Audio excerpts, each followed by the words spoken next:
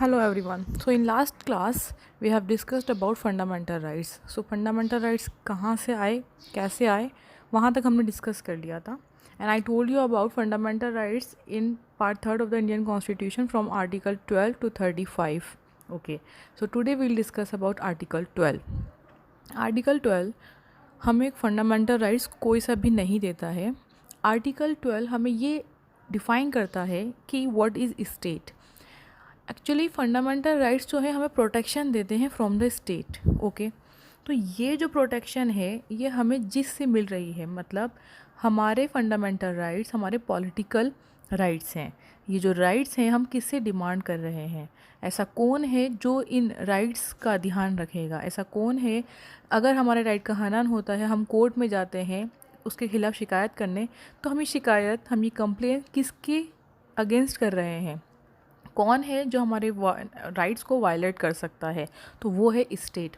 तो जहाँ जहाँ पर भी आप वर्ड स्टेट पढ़ेंगे तो वर्ड स्टेट का मतलब केवल या तो राज्य नहीं है, बिल्कुल नहीं है. अनदर थिंग, एक राष्ट्र नहीं है, उससे भी कहीं इम्पोर्टेंट इसका मीनिंग है.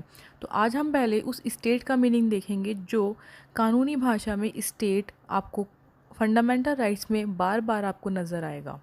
ओके, सो आर्टिकल 12 में जो स्टेट है वो आपका इंक्लूड करता है government of India, parliament of India, government of state, parliament मतलब legislature of state and all the local authorities. उस लोकल अथॉरिटीज़ में वो सब अथॉरिटीज़ आ जाएंगी जिसे गवर्नमेंट कंट्रोल करती है या फिर गवर्नमेंट पार्शियली कंट्रोल करती है. मींस गवर्नमेंट का उसमें थोड़ा बहुत भी शेयर है. तो वो जो आपके सारे अथॉरिटीज़ हैं वो किस में आ जाएंगे, वो आपके आ जाएंगे स्टेट्स में. मैं आपको इसका एग्जांपल देके समझाती हूँ. देखिए, जैसे गवर्नमेंट ऑफ इंडिया तो है ही स्टेट की पार्ट, पार्लियामेंट ऑफ इंडिया हमारा लोकसभा, हमारे Rajya Sabha, and the integral part, most integral part of the parliament is president, वो भी हमारा आ गया स्टेट में.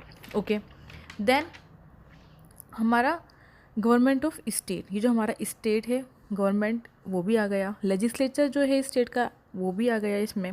लोकल अथॉरिटीज़ हैं जैसे म्यूनिसिपैलिटीज़ हैं, पंचायत राज हैं, ये इसके अंदर इन्वॉल्व हो जाती हैं. और ऐसी अथॉरिटीज़ जो गवर्नमेंट डायरेक्टली या फिर इनडायरेक्टली मीन थोड़ा शेयर उसके ऊपर रखती है, LIC हो गया, ठीक है. तो इस टाइप से जो भी अथॉरिटीज़ हैं वो सब भी इसके अंदर काउंट होती हैं. तो ये सब मिला के स्टेट बनाते हैं और इस स्टेट से हमें फंडामेंटल राइट्स की गारंटी हमारा कॉन्स्टिट्यूशन देता है. तो this was the article 12 which defines the definition of state, which is not giving any kind of fundamental right, which is just defining the definition of state. Understand?